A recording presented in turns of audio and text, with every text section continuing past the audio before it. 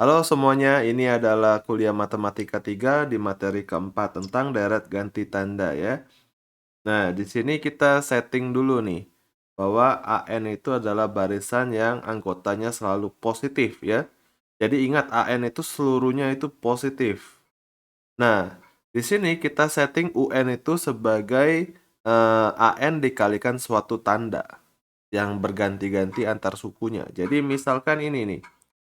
Di satu itu kan satu tambah satu tuh, jadi positif tuh tandanya. Oke. Nah, lalu di dua itu jadi negatif tuh tandanya. Jadi tambah minus, tambah minus, tambah minus. Nah, karena perubahan positif dan negatif ini, maka deret yang seperti ini kita sebut sebagai deret ganti tanda. Oke. Nah, di sini kita menuliskan juga deret ganti tanda itu dengan minus tambah minus tambah minus tambah gitu ya. Jadi tidak harus mulai dari tambah minus. Boleh juga begini. Ya pokoknya dia harus selang-seling gitulah. Oke.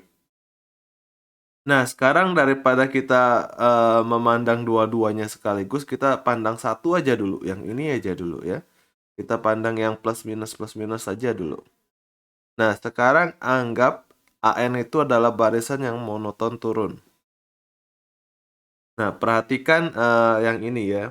Untuk penjelasan ini mending saya sambil tulis ya. Jadi dari S1 itu 0 ditambahkan S sejauh A1 ini jadi S1 gitu. Lalu dikurangi sejauh A2, A2 tuh lebih kecil daripada A1. Jadi sampai di sini nih. Ya kan? Sampai di sini. Lalu ditambah lagi nih dengan A3 sampai di sini. Lalu dikurangi lagi dengan A4 sampai di sini. Jadi ini S1, ini S2, ini S3, ini S4, ini 0. Ya, jadi kita akan dapat bentuk yang seperti ini. Dan dia akan terus mengulang gitu ya. Dia akan terus mengulang makin makin mendekati ke tengahnya gitu. Oke. Nah, di sini saya agak turunkan dulu. Ya, saya nggak berani pakai Wacom dulu ya untuk tulis-tulis di Edge ini.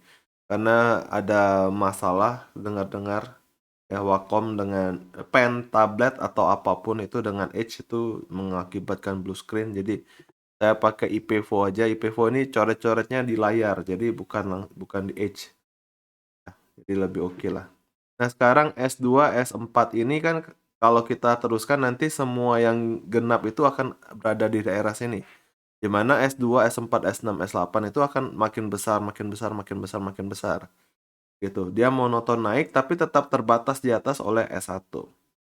Dia nggak pernah lebih dari S1. Jadi dia monoton dan terbatas artinya dia konvergen ke suatu nilai, taruhlah S aksen gitu. Oke. Nah, di sisi lain yang ganjilnya dia makin turun. Ya kan? Jadi dia monoton turun dan terbatas di bawah oleh 0. Dia juga limitnya ada tuh S double aksen taruhlah.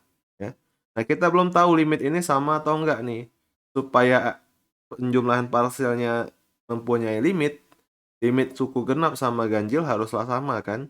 Nah, sekarang kita lihat hubungan kalau N-nya ini genap atau N-nya ganjil itu ternyata kita bisa mendapatkan bahwa S double aksen dan S aksen itu selisihnya kurang dari SN plus 1 min SN. Mau N-nya itu ganjil atau genap tidak masalah. Gitu ya. Dan kita tahu selisih ini adalah UN, di mana UN-nya itu adalah dia ini. Sehingga kalau kita masukkan ke dalam mutlak, jadinya AN saja. Sebenarnya mutlak AN udah nggak perlu ya, karena AN itu kan sudah positif gitu. Nah, lebih lanjut, kalau misalkan limit AN-nya ini tidak nol, kita tahu bahwa limit UN-nya juga jadinya tidak ada kan. Di pertemuan awal tentang barisan kita sudah tahu ini. Nah, oleh karena itu dengan uji divergensi kita mendapatkan sigma ini divergen karena limitnya nggak ada, ya kan? Di uji divergensi limitnya harus nol supaya UN itu berpeluang untuk menjadi konvergen, gitu. Oke, jadi kita anggap aja bahwa limit AN-nya sekarang nol. Kalau ini nol berarti yang ini nol nih, ya kan? Dia lebih kecil daripada nol. Nah, kalau dia lebih kecil daripada 0, berarti S aksen itu sama dengan S double aksen. Jadi limit suku ganjil sama suku genapnya jadinya sama. Oleh karena itu penjumlahan parsialnya konvergen dan kita mendapatkan sifat berikut. Ya, jadi uji deret ganti tanda itu yang kita periksa adalah barisannya monoton atau tidak, limitnya 0 atau tidak. Kalau ini berlaku keduanya, maka konvergen. Oke. Nah, di sini deret harmonik ganti tanda ya, contohnya ini ya. Kita tahu kalau deret harmonik aja itu divergen kan. Nah, di sini kita lihatnya yang harmonik ganti tanda. Nah, ingat UN itu tadi min 1 pangkat something dikali AN kan. Nah, jadi yang min 1 pangkat something ini bukan bagian dari AN sama sekali. Jadi kalau kita mau lihat AN-nya cuma yang ininya tok. Itu kan AN-nya adalah 1/N. Dia pasti monoton turun, cukup memeriksa turunan pertamanya aja kan minus 1/N kuadrat gitu kan. Nah, lalu limitnya ini juga jelas 0. Akibatnya dengan DGT ini kita uh, bisa menyimpulkan dia konvergen gitu ya. Oke. Nah, ini coba dikerjakan. Lalu di sini perhatikan tadi UN yang seperti ini, kita mendapatkan deretnya konvergen ya berdasarkan DGT. Tapi kalau kita melihat mutlak dari deret dari mutlaknya gitu ya. Mutlak dari ini kan 1/N, ya kan? Ya toh. Nah, kalau kita lihat deret mutlaknya itu menjadi deret harmonik yang bersifat divergen. Yang ininya konvergen tapi yang ininya divergen. Tapi ada yang lain juga nih.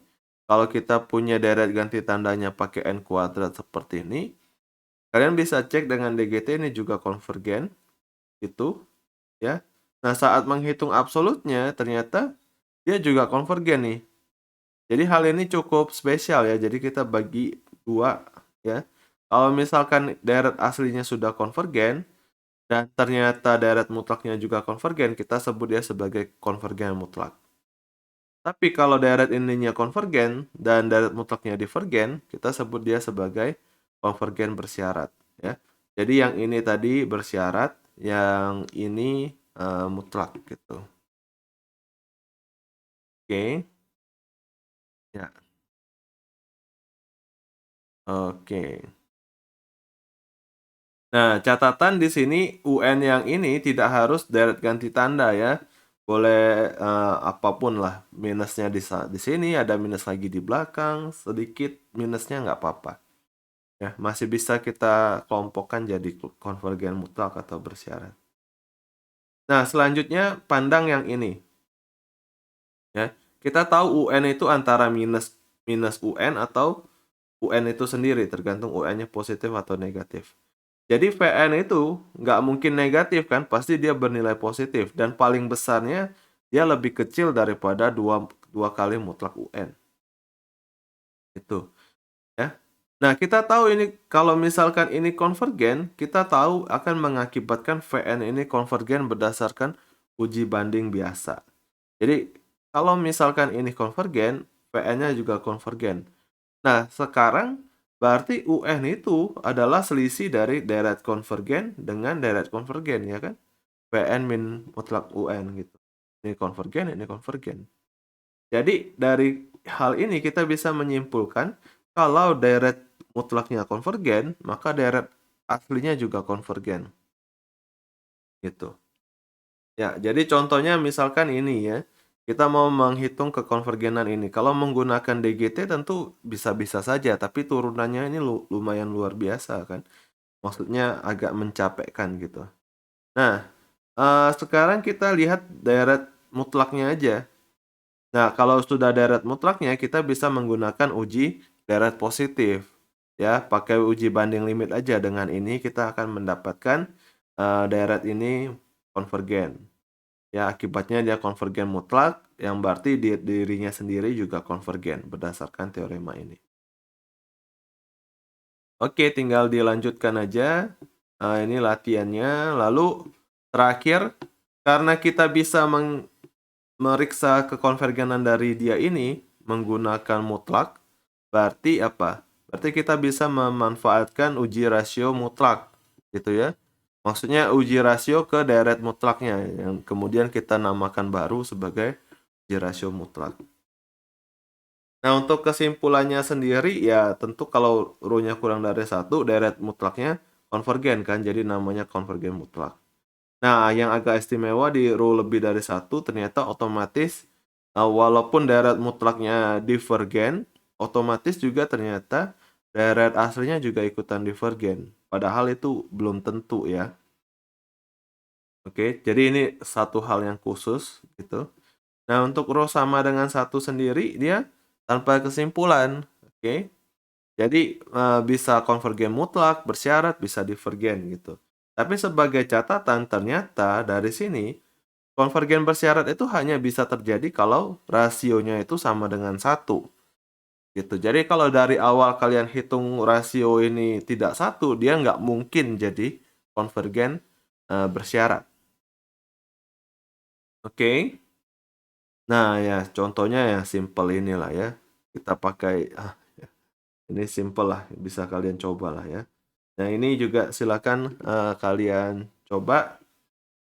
Sekian untuk pertemuan kali ini tentang DGT. Kita akan lanjut ke deret pangkat.